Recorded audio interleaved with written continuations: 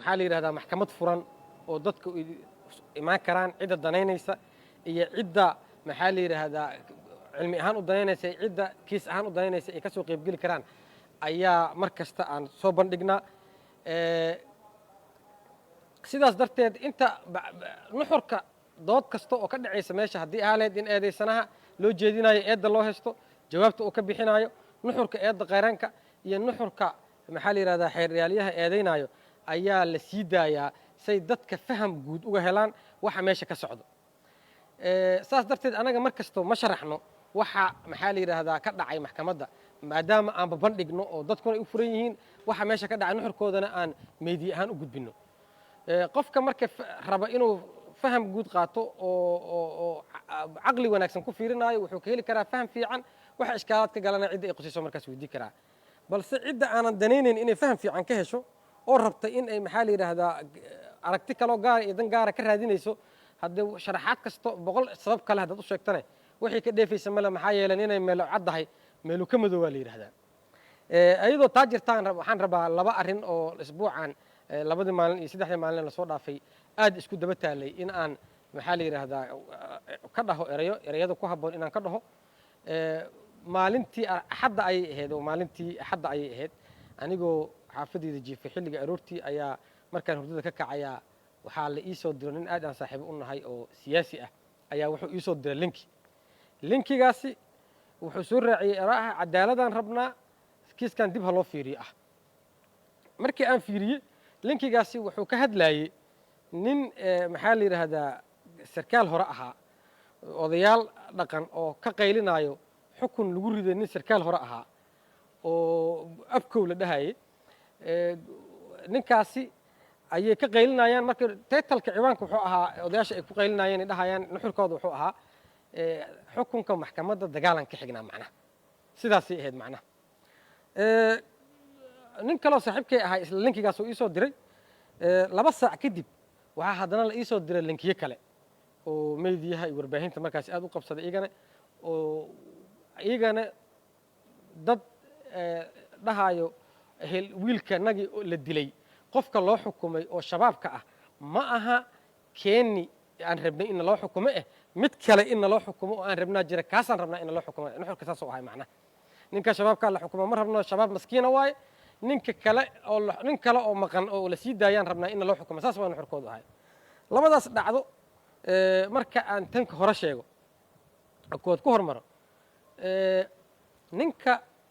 hore oo sarkaalka hore ahaa wuxuu ahaa sarkaal hore muddo fog soo shaqeeyay saraakiil iyo abaanduliyaashii ciidamada qalabka sida la soo shaqeeyay dadku aad u wiji yaqaanaan balse marka dambe ka baxay oo forsadii ciidanka laga saaray inuu sarkaal yahana ciidanka uu ka tirsaneen balse aqoontii hore ay dadku u lahaayeen iyo asigoo markas dareeska ciidanka isticmaalay ay dadku u haysteen inuu ninkaasi nin sarkaal yahay wiji aqoontiisa darteed waxay u fududaysay inuu aeroboortka iyo meel kasta oo xarun dawladeed ah bacdamaa la wiji yaqaano muddo dheer oo shaqay jiray ku galo dharka ciidanka asigoo wato ninkaasi wuxuu sameeyey dharkii asigoo dareeska ciidanka adeegsanayo ayaa waxaa lagu eedeeyey in uu 2 qofood oo shabaab ah geliyey oo hubaysan inuu aeroboortka geliyey saasna ay dhibaato ku dhacday oo dad ku dhinteen ajnabi iyo Soomaali isugu jiro arrintaas maxkamaddii la keenay waa la dhageystay maxkamad furan oo dadweynuhu ka soo qaybgeli karaan oo reerka wiilka ninka hadda qaylinaya reerkiisa ay goobjoog ka ahaayeen oo dhageysteen dacwadiisa u socotay ayaan furnay aan dhageysigeeda furnay waxaa loo jeediyey eedda wuu ka jawaabay waxaa la hor keenay maxkamadda dadkii joogay markaasi kontaroolka aeroboortka oo yaqaanay inuu oo weliba sheegay maalin ka hor inuu nimankan gudbiyey si u soo tuso meesha ay weerarayaan maalintii labaadne maxaa la yiraahdaa asigoo nimankan wada gudbiyey meesha saasna uu ku galay kadibna asiga kaligiis oo ka soo laabtay cadeeyay waxaa la keenay maxkamadda muuqaalkii kaamiradaha qarsoon ay duubeen oo sheegayo in oo muujinayo in uu asaga la socday markay galayeen albaabka koowaad markii ay ka degayeen gaarigiisa ayagoo hubaysan oo xabada bilaabayeen ku tusaayo muuqaal ku tusinayo markuu ka soo baxay aeroboortkana asal muuqaal ku tusinayo maxkamadda iyadoo cadeemaha noocaas ah fiirinayso qiimeynayso tixgelinayso ayay waxay xukun ku riday ninka odaga ah nimanka odayaasha ah markii uu dhahayo xukunka ninkaasi waxaan ka xigna dagaal arrintooda halkaasuu salka ku haysaa horta kiiska labaad markaan ka hadlo ehelada wiilka yar ee geeriyooday waxay ku cabanayaan ay leeyihiin qofka la xukumo ee shabaabka ah ma ahan qofka aan rabnay in loo xukumo ee qofkan rabnay in loo xukumo waa qof la sii daayay saasay leeyihiin macnaha kiiskaasi waxaa ka bilowdaa sidiisaba niman ciidanka taraafikada ka mid ahaa oo shil gaari oo waddadan ceelasha aada ku baxay oo soo jiida 2 mooto bajaaj oo isku dhacda midii aanan soco karinay soo jiideen midii soco kartana waxaa raacay askari kale oo taraafikada ah markay meel dhexe soo marayaana waxaa istaagtay mootadii la jiidaayey oo gaariga jiidaha loo yaqaano ah waday ayaa waxaa ka istaagay hambareegi way istaageen si u toosiyaan farsamada u toosiyaan halkaas idoo taagan tahay xabado dhaceen marka xabadahaasi waxaa ku dhaawacmay oo meesha ka dhacay wiil shacab ah oo dhalinyaro ah oo wiil yar ah wiilkii yaraay ehelkiisii ayaa waxay soo dacwo ahaan u yimideen marka maxkamadda iyo xeer aalintii iyagoo dhahayo dhibkaanaana gaaray taraafigaana gaarsiisay arrintaasi xeeraaliyaa lagu qoray warqadda markaasi waxaa warqad hore u soo dirtay CID da oo dhahayso arrinta taar ama balaaqay soo dirto ay leedahay meeshaasi waxaa ka dhacay askarta taraafikada oo shaqadoodii ku jirto shil cabirid meesha u aaday ayaa xabada ka dhacay meesha ay joogeen ayaa waxaa ku dhaawacmay wiil oo wiilka markaa hore dhaawac u ahaa hoggaanka nabadgelyo waddooyinka asna warqadda soo qoro leeyahay annagoo oo shaqadeena ceelasha biyaha shil ka dhacay aadnay shaqadeena oo ahayd ceelasha biyaha shil ka dhacay aan aadnay ayaa meel dhexe markii aan soo maraynay annagoo xaalad farsamo u istaagnaa xabada nagula furo shilaan galnay waxaan shilkaasi xabadaas nagu furay khawaarijta arrintaasi xeeraaliyaa loo xil saaray xeeraalihiyaa galay xaajada marka uu xeeraalihii xaajada galay wuxuu ka bilaabay dadkii dacwoonayay oo ehelada la ahaa wiilka dhaawaca ah waxay leeyihiin taraafikada meesha taagnay taraafikada xabada ridaan nagu dhacday waxaa arrintaasi si loo caddeeyo meeshii dad goobjoogayaal ahaa la dhegaystay waxay leeyihiin ciidanka taraafikada oo gaari mooto jiidaya gaarigooda jiidaha ah mooto wadiyo ayaa meesha soo istaagay kadibna xabado badanaa meeshii ka dhacay xabadihii intay dhaceen qof kasta madaxay dhulka dhigatay markay soo kacdane taraafikada le meesha taagnay saas darteed xabadihii dhacay anaga qof kaloo ridaya ma arkin taraafikada dishay nimanka qof dil haddana ma naqaana laakiin gaarigaas taraafikada ah ciidanka saarnaaya dileen okayaa la yidhi xeeraaliyuhu wuxuu u yeeray 3 qofood ee taraafikada ahaa 3dooda caddeena ka qoray waxay kulligood leeyihiin war annaga waana la weeraray annagoo taagan meel oo mootada la jiidayay hagaajinayna ayaana la weeraro xabada nagula furay wuxuu kaloo xeeraaliyuhu wax ka qoray 2 darawal oo shacabka ahaayo mootooyinka isku dhac lahaa waxay leeyihiin annaga oo mootadii la jiidaya gaariga istaagay mootadii inta bareeg ku dhagay laga fujinayo xabada xoog lana qabsadeen oo 2 jiha ka nooga yimid xabadahaasi oo labada dhinac nooga soo dhacay ma garanayno qof nagu shubtay madaxaan dhulka wada dhigan qof anaga nagamid dhibaato ma gaarin marka laga reebo mooto bajaajti oo dhib yar uu gaaray oo xabadihii ay gaareen sidaasaan ugu soo tagnay leeyihiin waxay intaasi taraafikadu isku difaaceeda ay kusii adkeynaya ay leedahay nimanka khawaarijta ee shabaabka ayaa beejkooda ku soo daabacay inay gaari ciidanka booliisku leeyahay ay weerareen qofna dhibaato ku gaarsiiyeen waxay leeyihiin qofka ay sheegayaan inay dhibaato gaarsiiyeen waa qofkaas muwaadinka oo wiilka yar ah saasay ku doodayaan taraafikadii intaas markay arrintu maraysa markay xeeraaliyuhu wuxuu sameeyey 2 qofood oo maxaa la yidhaahdaa oo aanan hubaysnayn oo shilcabirihii iyo darawalkii wuu sii daayey qofkii hubaysnaay oo taraafiga ahaayuu xiray oo sii hayay muddo sii hayay xeeraali arrintii kiiskii halkaas taagan yahay oo dhinac u bixi la oo arrintu ay taagan tahay ilaahuma hadashidoo ay taagan tahay ayaa waxaa yimid sargaal nabad sugidda ka socdo dambi baara ah oo codsi wato oo ah in ciidanka taraafikada ah in lagu xiro rabo shabaab ciidanka taraafikada weeraray aan haynaa waxaan rabnaa in ciidanka taraafikada anaga xiriirkeen lagu xiro xeeraaliyihiin oo nagala shaqeeyo arrintaas xeeraaliyihiyaa lagu dilay ciidanka ka hor horta intuu taraafika aadin wuxuu la aaday dadkii xirraaya waraysi la aaday markuu soo waraysto nimankaasi lasoo qabto asalkooda lagu soo qabtay ayagoo rug ciidan weeraraya ayaa lasoo qabtay nimankaasi rug ciidanay weerareen markii oo holwadaa ku taalo markii ay xabadaha fureen ciidanka nabad sugidoo meesha ka dhawaay ayaa waxay jidgooyo oo kadiisa dhigeen si ay u baaraan mootooyinka dhankaas ka imaanaya xabadaha ka dhaceen si ay u baaraana jidgooyinkaas dhigeen mootooyinkii la baaraayo waxaa soo dhex gashay mootadii xabadaha kusoo furtay rugta qof ka mid aha soo degtay xabaduu soo ku furay askarigii wax baarista waday iyo laba qofood oo shacab oo meesha oo xabadaha ku dhiftay oo meesha dhigay askari kaloo meel garaba taagnaay xasna xabad ku dhiftay ninkii xabadaha ridayay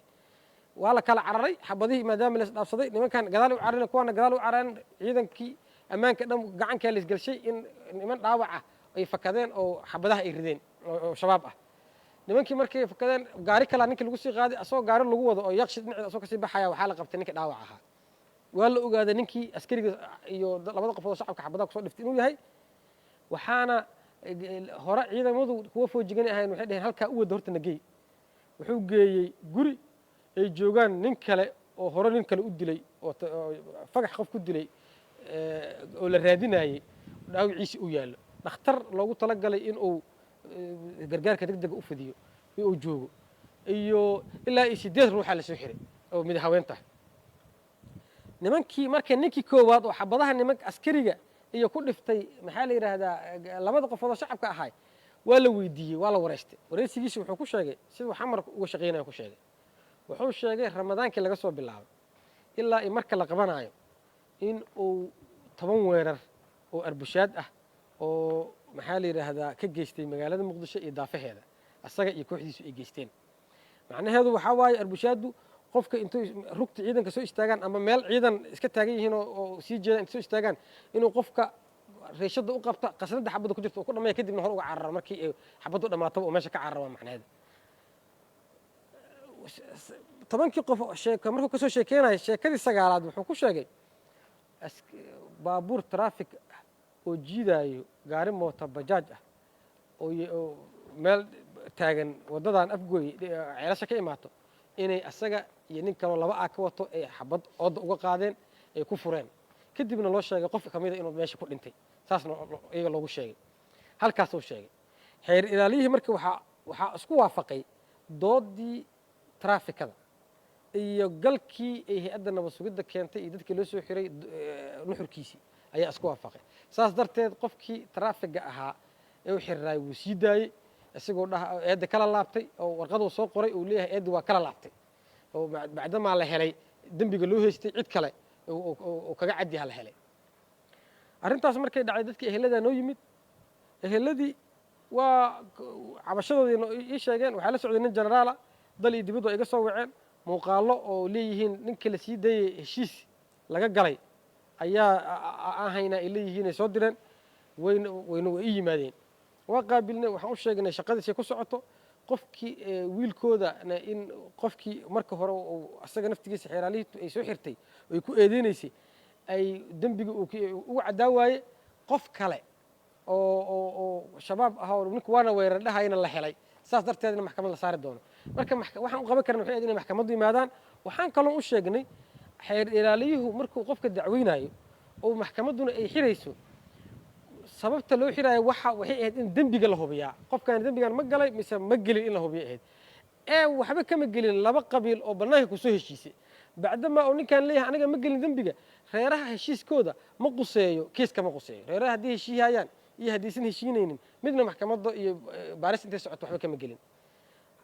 waa u sheegnay arrintaasi inaanan wax tixgelina aysan ku lahayn xaajadaani heshiiskan iyo warqadahan la wado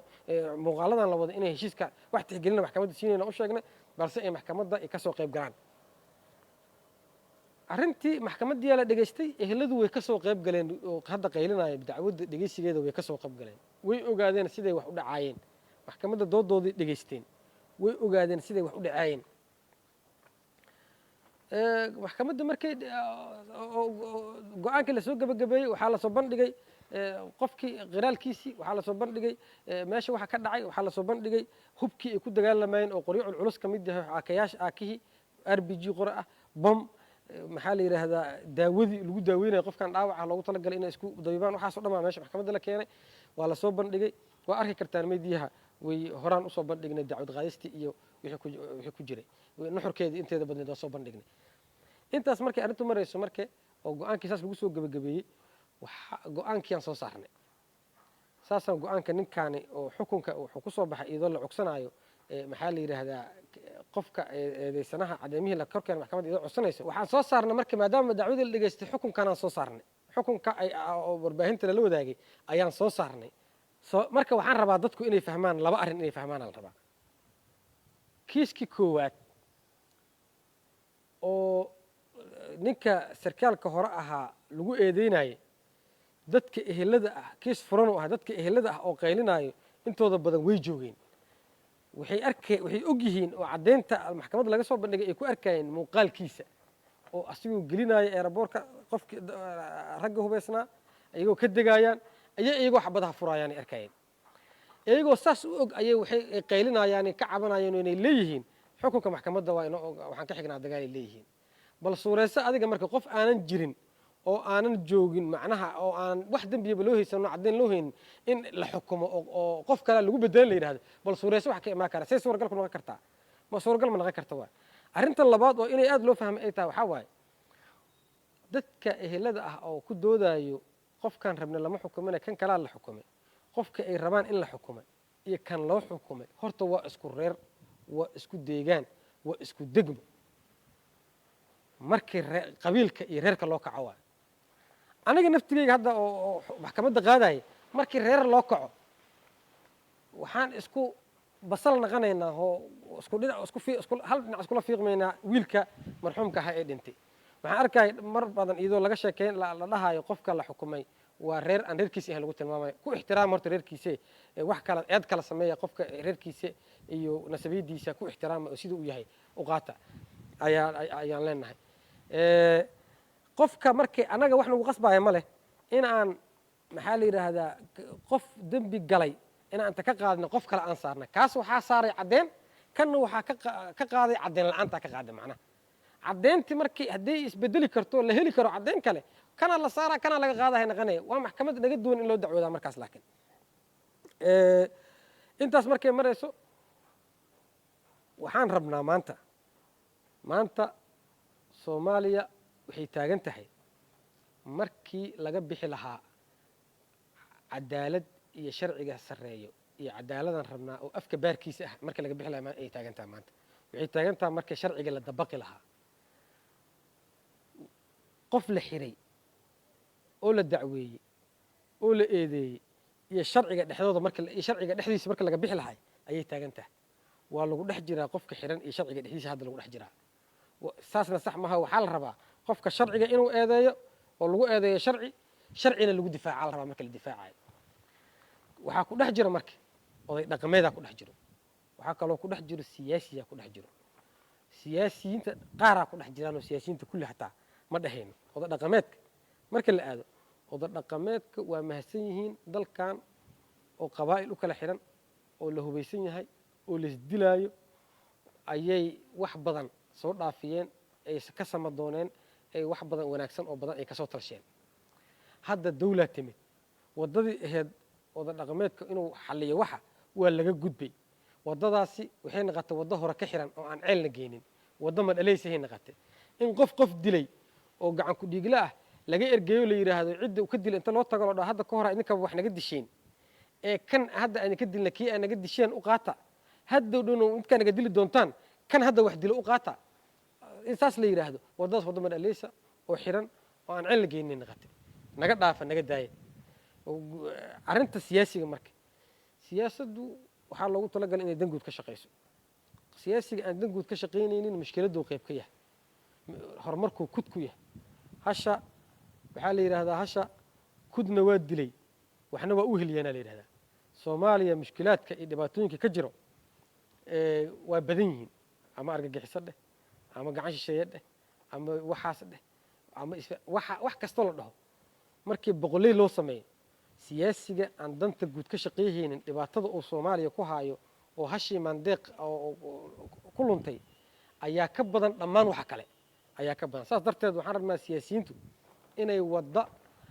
ay qaadaan wadda aan tii hore ahayn waddadii hore haddii aan marno oo waddadii hore aan ku soconno natiijadii hore aan helaynaa natiijadaas waana bixi weysay waanana anfici weysay waddada waa inaan bedelnaa sida natiijadii hore tu ka duwan oo ka wanaagsan aan u helno saasaan leenaha siyaasiyiinta arrinta marka cadaaladda annaga marka maxkamad ahaan maxkamadda annaga marka aan leenahay waxaan ka wadnaa garsoorka Soomaaliya dadka ka shaqeeya gaar ahaan garsoorka annaga aan ka shaqeeyno dadka saraakiisha ka shaqeeyso iyo howlwadeennada ka shaqeeyo annagu og in Soomaaliya cadaaladeeda laga shaqeeyo inay la macno tahay in dab dhuxul ah gacanta aad ku qabsatay inay la macno tahay ayaan dooranay oo aan u bareernay shaqadan inaan qabanno waxaan u caddaynaa dadka Soomaaliyeed inaan wadi doono waxaan ku faraxsanahay oo ku faanaa meesha aan maanta soo gaarsiinay shaqada aan shacabka Soomaaliyeed hortiisa ugu faanaa anigoo waliba ku dhiiran waxaana weli sii sheegaa inay arrintu weli dhiman tahay darbi weyn oo dulmiga u dhisnaay ayaan dhagax ku dhufanay dhagaxaasi ma jibin darbigii wuu garaafeeyo wuu dhaawacay in darbiga dulmiga ah la dayac tiro iyo in maxaa la yiraahdaa la wada dumiyo bulshada Soomaaliyeed ee shacabka Soomaaliyeed ka falantaa Soomaaliya ha noolaato cadaaladdu ha sareyso xaqiiqduna xaqiiq ha ahaato aad u mahadsan